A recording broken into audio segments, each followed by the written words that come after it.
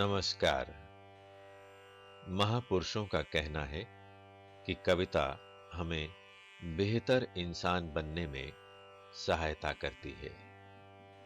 इसलिए ये जरूरी लगता है कि कविता सब तक पहुंचे, सब कविता को जानें और समझें।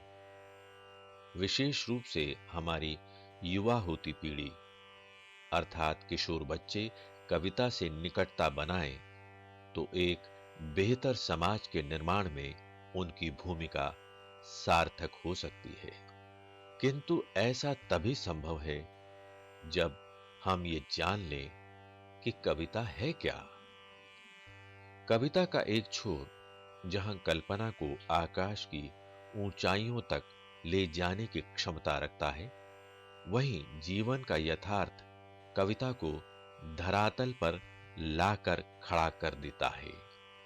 यही अंतर्विरोध ही कविता का जनक है। कविता का भाव जगत छात्रों के लिए हमेशा से जिज्ञासा का कारण बनता रहा है।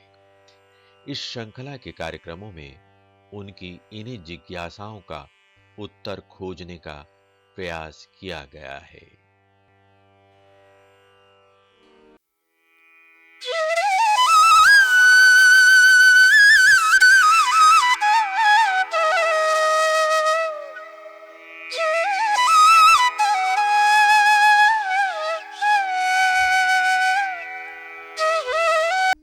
नमस्कार साथियों, आज हम प्रस्तुत कर रहे हैं आधुनिक हिंदी साहित्य के प्रमुख कवि धूमिल, जिनका पूरा नाम है सुदामा पांडे धूमिल, और उनकी कविता घर में वापसी पर आधारित एक कार्यक्रम।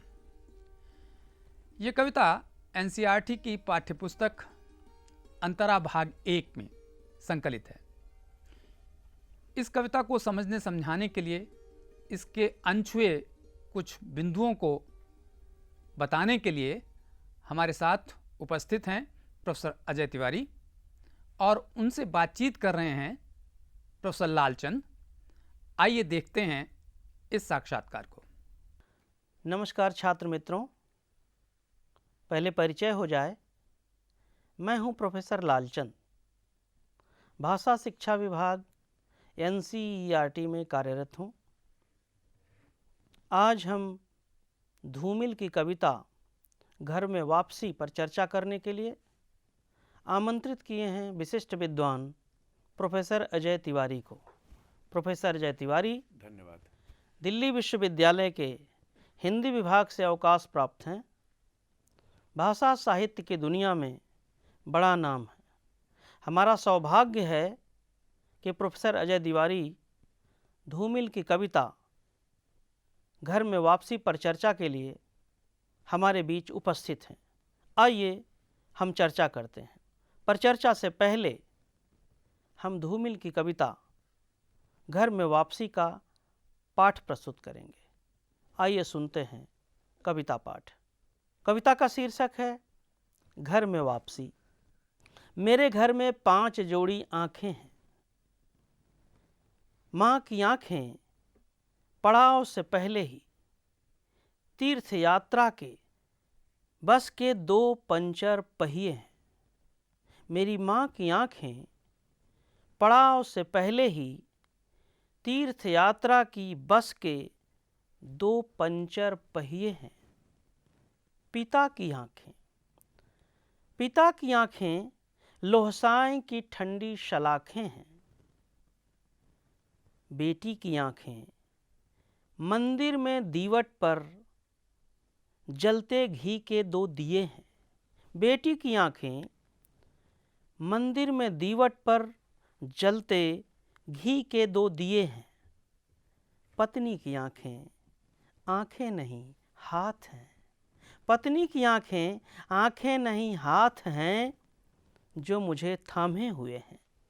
वैसे हम स्वजन हैं, करीब हैं, बीच की दीवार के दोनों ओर, क्योंकि हम पेशेवर गरीब हैं। रिश्ते हैं लेकिन खुलते नहीं हैं, और हम अपने खून में इतना भी लोहा नहीं पाते कि हम उससे एक ताली बनवाते और भाषा के भुन्ना से ताले को खोलते, रिश्तों को सोचते हुए आपस में प्यार से बोलते, कहते कि ये पिता हैं, यह प्यारी माँ हैं, यह मेरी बेटी है। पत्नी को थोड़ा अलग करते, तू मेरी हमसफर है। हम थोड़ा जोखिम उठाते, दीवार पर हाथ रखते और कहते, यह मेरा घर है, यह मेरा घर है।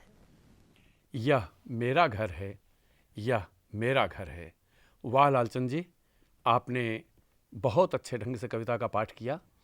इससे कविता के अर्थ की कई परतें विद्यार्थियों के सामने अपने आप खुलने लगी होंगी। आगे इस पर बातचीत करते हैं। धन्यवाद प्रोफेसर तिवारी। स्वागत है। चर्चा से पहले हम दर्शकों को बताना चाहते हैं कि कवि धूमिल कौन थे।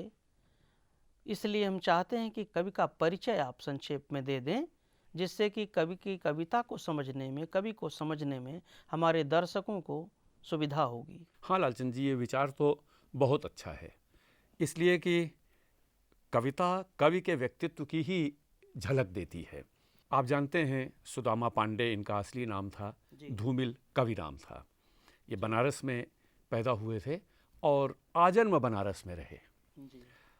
बनारस संसार के सबसे प्राचीन शहरों में है और संस्कृति के सबसे महत्वपूर्ण केंद्रों में, विश्व के महत्वपूर्ण केंद्रों में एक रहा है और आज भी है। धूमिल की विशेषता ये थी कवि के रूप में कि वो अपने दौर के मुहावरे और तेवर विशेष तरीके से लेकर आए और वही तेवर मुहावरे उनकी पहचान बने कवि के रूप में। मज़ेदार बात यह है कि धूमिल विज्ञान के विद्यार्थी थे। उन्होंने इलेक्ट्रिकल इंजीनियरिंग से संबंधित कोर्स किया था और उससे संबंधित एक नौकरी करते थे। इसलिए हम देखते हैं कि उनकी कविताओं में वैज्ञानिक दृष्टिकोण बराबर मौजूद रहता है और उस वैज्ञानिक दृष्टिकोण का विस्तार उनके सामाजिक चिंतन और उनके सांस्कृतिक ऐतिहासिक विचारधारा पर बहुत गहराई से पड़ा था। साहस और देसीपन उनकी खास पहचान थी। उस पूरे दौर में शायद निराला, केदार, नागार्जुन और त्रिलोचन के बाद जितना देसीपन धूमिल के काव्य में है, उतना उनमें और उनके समय और उनके बाद के किसी कवि में नहीं दिखाई देता। ये बात सच है कि देसीपन का एक धरातल कुछ गंवारपन के साथ भी जुड़ा हुआ था और इसलिए भाषा में भदेसपन अक्सर आ जाता है उनके यहाँ, और शायद वो भदेसपन अभिजात रुचि को तोड़ने के लिए वे इस्तेमाल करते हैं एक हथियार की तरह। शायद वो इसलिए भी रहा होगा कि वो धूमिल गांव परिवेश के, हाँ वही मैं कह रहा हूँ कि गांव परिवेश के कारण आता है वो भदेसपन, लेकिन वो अनायास नहीं आता। मैं ये कह रहा हूँ कि धूमिल उस भदेसपन का इस्तेमाल करते हैं जो संभ्रांत रुचि है, जो संपन्न लोगों की, नगर के लोगों की, साधारण लोगों के प्रति एक जो हिकारत की भावना होती है, उसको चोट पहुंचाने के लिए। इसलिए वो उनका एक हथियार भी है भदेसपन। आप देखेंगे अक्सर कि अधिक भदेस उनके यहाँ तब आता है जब वो समाज के पाखंड पर, अंधविश्वास पर या कुसंस्कारों पर चोट करते हैं। इसलिए मैंने कहा कि वो भदेसपन कोई अभिशाप नहीं है, अश्लीलता की सीमा तक नहीं पहुंचते। ये सबसे महत्वपूर्ण चीज ध्यान देने की है। लेकिन इसका एक दूसरा पक्ष है जिस पर हमें जरूर ध्यान देना चाहिए, क्योंकि कविता निर्माण करती है और धूमिल की प्रेरणा समाज को बदलकर एक बेहतर मानवीय जीवन लाने का प्रयास करने का है। अगर ये जो सकारात्मक जीवन को बेहतर बनाने का उद्देश्य सामने न होता तो उनकी आलोचनाएं नकारात्मक हो जाती और वे अच्छे कवि नहीं माने जा सकते थे।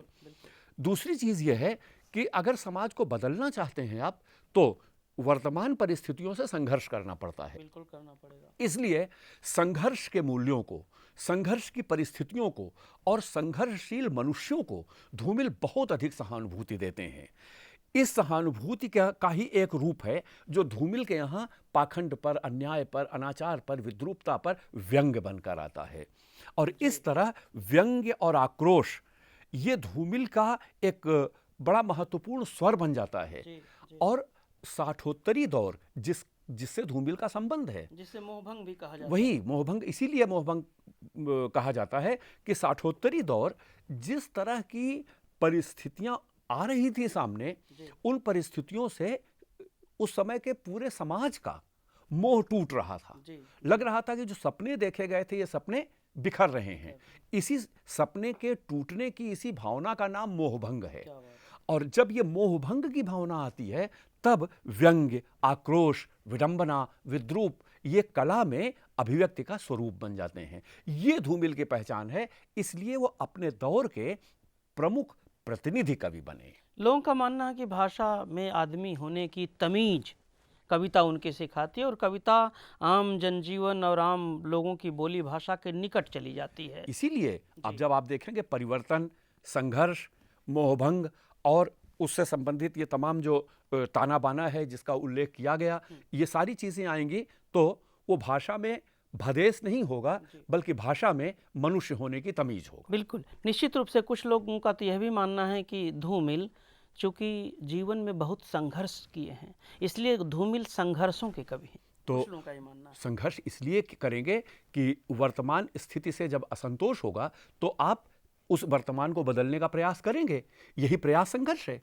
और मैं समझता हूँ कि आदि कवि वाल्मीकि से लेकर धूमिल तक ऐसा कोई महत्वपूर्ण कवि नहीं है जिसे अपने वर्तमान से पूरा संतोष रहा हो, क्योंकि जब तक वर्तमान से असंतोष नहीं होगा तो आप कल्पना में एक और दुनिया, आदर्श दुनिया बनाने का प्रयास नहीं करेंगे। धूमिल इस अर्थ में महत्वपूर्ण कवि बन जाते हैं। क्या बात है। मुझे लगता है कि प्रोफेसर तिवारी जी ने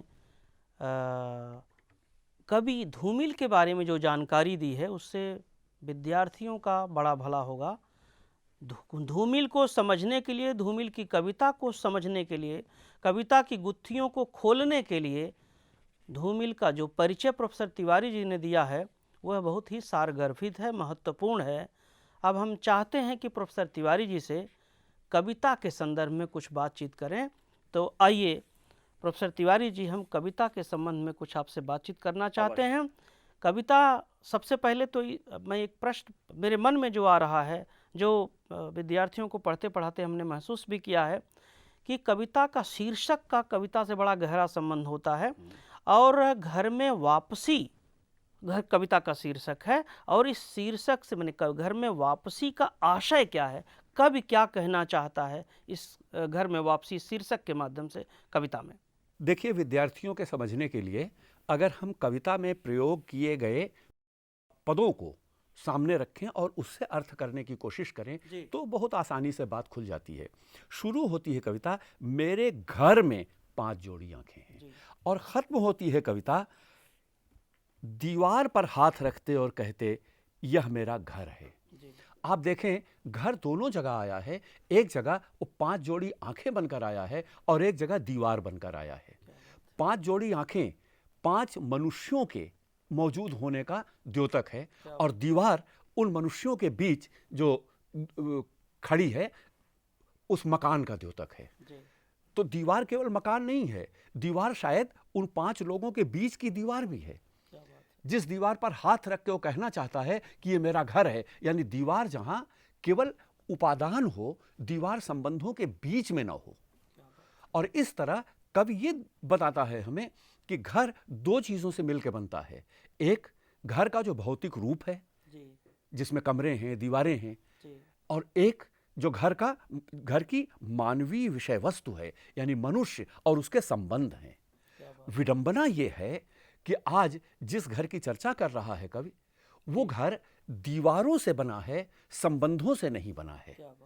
जब दीवारों से घर बना होगा तो संबंध महत्वहीन हो जाएंगे, और इसीलिए जो 5 व्यक्ति हैं वो 5 व्यक्ति आपस के रिश्तों में नहीं हैं, रिश्ते हैं लेकिन वो 5 जोड़ी अलग अलग आंखें हो गई हैं। और इस तरह व्यक्ति और व्यक्ति अपनी अपनी उलझनों में घिर गया है, या एक व्यक्ति से दूसरे व्यक्ति का जो आत्मीय संबंध है वो गौण हो गया है। कवि पूरी कविता के माध्यम से यही बताना चाहता है कि चाहे जिन औपचारिकताओं के कारण, चाहे जिन, जैसे एक जगह कहा हम पेशेवर गरीब हैं, यहां आर्थिक गरीबी नहीं है। जब औपचारिकताएं आएंगी तो मानवीय भावनाएं कम हो जाएंगी। तो वो चाहे संपन्नता के कारण आई हो, चाहे मुसीबतों के कारण आई हो, चाहे जिन कारणों से आई हो, लेकिन यहाँ आत्मिक गरीबी है। तो जब ये आत्मिक दरिद्रता आती है तो संबंध गौण हो जाते हैं, और तब पिता ठीक पिता नहीं रहते, माँ ठीक माँ नहीं रहती, बेटी ठीक बेटी नहीं रहती। अंत में पति पत्नी तो जरूर एक रह जाते हैं, लेकिन उसके अलावा बाकी संबंध ढीले हो जाते हैं। कवि कहना चाहता है कि मैं कह सकता कि ये मेरे पिता हैं, ये मेरी प्यारी माँ है, ये मेरी बेटी है। और इस तरह जो घर की औपचारिकता है उसकी जगह घर के मानवीय संबंध स्थापित हों, कवि घर में वापसी से ये व्यक्त करना चाहता है। कहीं न कहीं धूमिल लगता है कि संबंधों को पुनर्परिभाषित कर रहे हैं इस कविता के माध्यम से, इसीलिए इस कविता का शीर्षक घर में वापसी रखा। निस्संदेह पुनर्परिभाषित भी कर रहे हैं और पुनः प्राप्त भी करना चाहते हैं उन संबंधों को। मनुष्य संघर्ष करते करते सम्मानवीय रिश्ते संबंधों को से दूर निकल गया है, मशीन बन गया है, लेकिन धूमिल उस परंपरा के विरुद्ध खड़े हैं, इसलिए उस संबंधों को पुनः प्राप्ति और वापस लाना चाहते हैं। कविता से ही जुड़ा हुआ दूसरा सवाल प्रोफेसर तिवारी जी, एक जगह कविता में आया है कि भाषा के भुन्ना से ताले का शब्द, ये शब्द युग में आया है, इसका क्या आशय है? कवि इससे क्या समझाना चाहता है? देखिए, भाषा के भुनने सी ताले को खोलते जी। जो मनुष्यों के संबंध हैं वो अनुभव का विषय है। भाषा उन्हीं अनुभवों को व्यक्त करने का माध्यम है। जी। अब अगर संबंध ही अपरिभाषित होंगे तो भाषा में भी वो अपरिभाषित रहेंगे। इसलिए कवि कहता है कि हम में से किसी के भीतर अब उतना भी लोहा नहीं बचा है। लोहा वो तत्व है जो संबंधों को बांधता है, जो संबंधों को मजबूत करता है। लोहा तो मजबूती का प्रतीक है। और वो लोहा ही नहीं बचा है कि हम उतनी भी छोटी सी ताली बनाते जो भाषा में भुनना सी ताले को खोल देती।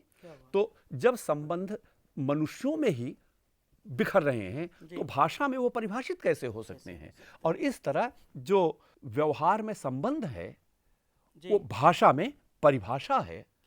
तो वो भुन्ना सी ताले संबंध की भी है और भाषा की भी है, भाषा की समस्या भी है। तो अंतर्वस्तु और उसकी अभिव्यक्ति दोनों के बीच की जटिलता का परिचायक है ये प्रयोग। संबंधों में भाषा की आत्मीयता भी जरूरी है, जिस तरह से रिश्तों की जरूरत होती है। अगला प्रश्न कविता से संबंधित है कि इस कविता में बिंब आए हैं, प्रतीक आए हैं। माँ की आंखें पंचर पहिया हैं, पिता की आंखें ठंडी शलाखें हैं, बेटी की आंखें मंदिर का दीवट पर जलते घी के 2 दिए हैं, पत्नी की आंखें हाथ हैं। इससे कवि क्या कहना चाहता है? इसके माध्यम से कवि क्या कहना चाहता है? मैं इसे अगर बिल्कुल दूसरे सिरे से शुरू करूं कि जो 5वीं जोड़ी आंख है उसका उल्लेख कहीं नहीं है पूरी कविता में। वो 5वीं जोड़ी आंख उस मैं की है जो कह रहा है मेरा घर है, यानी कविता का जो वाचक है उसकी आंख है। और वो आंख सबको देख रही है और सबको समझ रही है। इस तरह वो 5वीं आंख अनुभव का, बोध का जो बिखराव है उसकी यातना और पीड़ा का साक्षात्कार करती है और उसके विकल्प की खोज भी करती है, जिसका उल्लेख आप भी कर रहे थे अभी। तो इस तरह ये जो 5वीं आंख है ये पूरी कविता को केंद्रित करती है। अब इसके हिसाब से देखिए, इस आंख से देखिए जो इन चारों बातों को अनुभव करती है। तो माँ की आंखें मंजिल पर पहुंचने से पहले जो तीर्थ यात्रा की बस पंचर हो गई है वैसी आंखें हैं। पहली बात तो माँ के सामने जो पुराने ढंग का परिवार है उसमें स्त्री का कोई लक्ष्य नहीं होता जीवन में, सिर्फ उस परिवार के अलावा। और इसलिए उसे कहाँ पहुँचना है, नहीं पहुँचना है। और तीर्थ यात्रा तो ये पुराने समय की हर महिला का एक अंतिम स्वप्न होता था, लेकिन उसके लिए वो भी व्यर्थ हो गया है। वो आंखें बस के पहिए की तरह पंचर हो गई हैं, यानी उसकी आंखों में अब वो क्षमता, वो सपना भी नहीं बचा है। पिता की आंखें ठंडी शलाखें हैं। जिस पिता ने जीवन भर संघर्ष करके परिवार को ढाला होगा, आज वो आंखें भी बुझ गई हैं, ठंडी शलाखें बन गई हैं। कभी लोहा थी, कभी बड़ी ऊर्जा थी, लेकिन अब नहीं है। बेटी की आंखें मंदिर के दीवट में घी के दिए हैं। एक तो उसमें जो शुचिता, पवित्रता का भाव है, और साथ साथ उसमें जो उम्मीद और संभावना है, दोनों इस प्रतीक से व्यक्त होते हैं। अब आप अगर, और इसके बाद मैं पत्नी की आंखों का जिक्र बाद में करूंगा, आप इन तीनों आंखों को देखें तो हर आंख की एक तुलना की गई है। वैसे देखिए पुरानी भाषा में तो ये उपमान है, हर आंख के उपमान आए हैं, लेकिन ये पुराने उपमा अलंकार से परिभाषित नहीं हो सकता, क्योंकि जो आंखें तो आंखें हैं, लेकिन उन आंखों की विशेषता उन उपमाओं से व्यक्त की गई है, और वो उपमाएं इन आंखों को बिंब बना देती हैं। बिंब का अर्थ होता है कि वो किसी विशेष प्रवृत्ति को, समाज की किसी विशेष स्थिति को, व्यक्ति की किसी विशेष अवस्था को व्यक्त करता है। इसलिए बिंब में अर्थ की व्यापकता होती है। तो ये हर उपमान इनको बिंब बना देती है। और अंतिम उपमा देखें कि पत्नी की आंखें नहीं हैं, वो हाथ हैं जो मुझे संभाले हुए हैं, और जो आगे मेरे हमसफर हैं। इस तरह पति पत्नी का संबंध आज, चाहे जिन कारणों से, वो निर्णायक संबंध रह गया है। ये चाहे परिवर्तन की, समाज की, इतिहास की विडंबना ही हो, लेकिन वो रह गया है, और इसलिए वो हाथ बन गए हैं।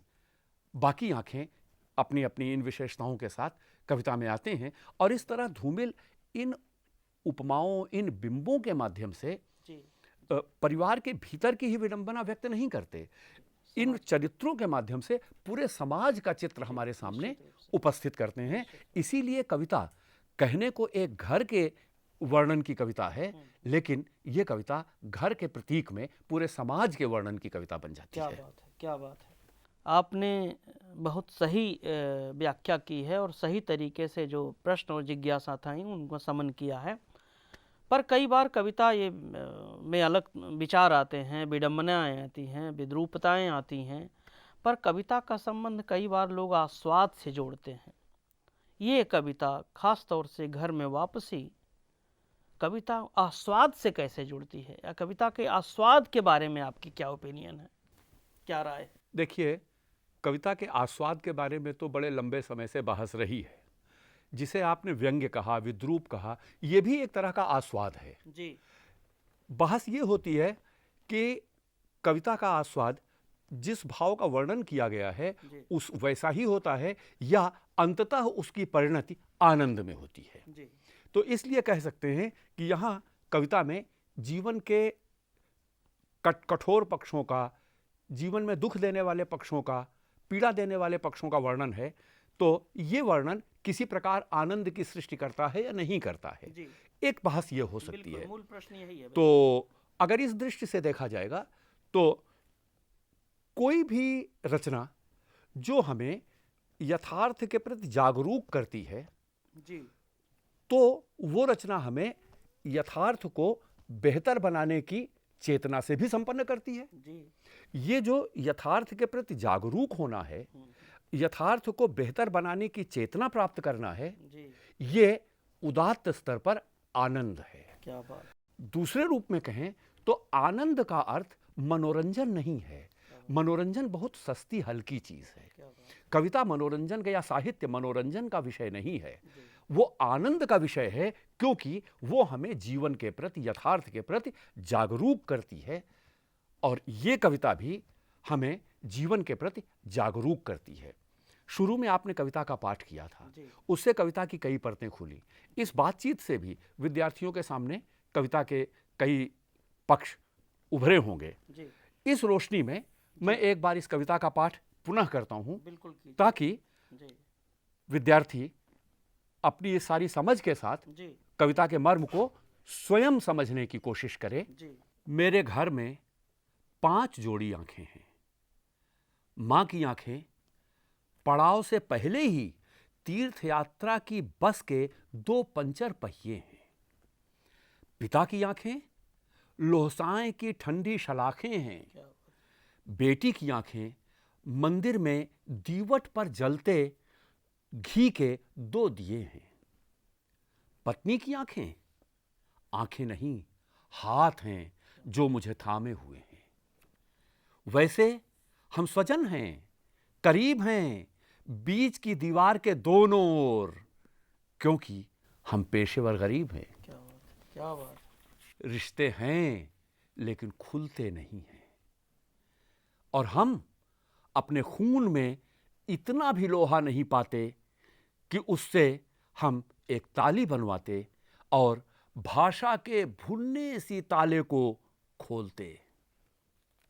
रिश्तों को सोचते हुए आपस में प्यार से बोलते, कहते कि ये मेरे पिता हैं, यह प्यारी माँ है, यह मेरी बेटी है।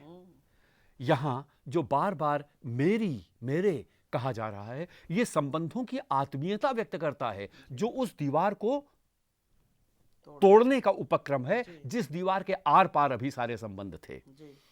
पत्नी को थोड़ा अलग करते, तू मेरी हमसफर है। और इस तरह आप देखें आज के जीवन की विडंबना कि अंततः पति और पत्नी ही एक दूसरे के साथ रह जाते हैं। और धूमिल ने लगभग 50 साल पहले ये देख लिया था कि सिर्फ पत्नी ही मेरी हमसफर रह जाती है।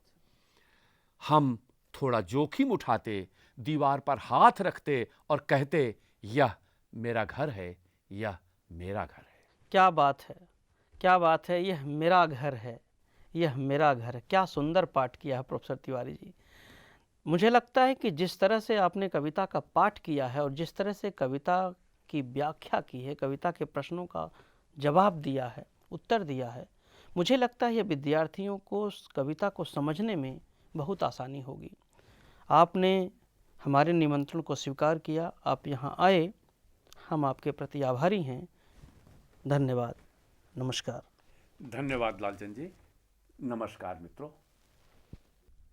साथियों, अभी आपने सुदामा पांडे धूमिल की कविता घर में वापसी को सुना और उस पर प्रोफेसर अजय तिवारी और प्रोफेसर लालचंद ने जो बातचीत की उसे सुना।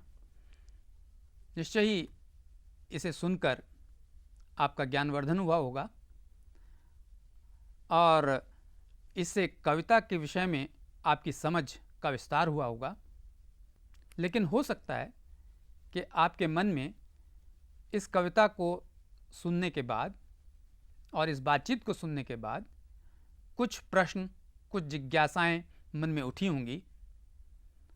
उन्हें आप अपने साथियों और अध्यापकों के साथ बातचीत करें, समझने का प्रयास करें और हमें भी पत्र लिखें।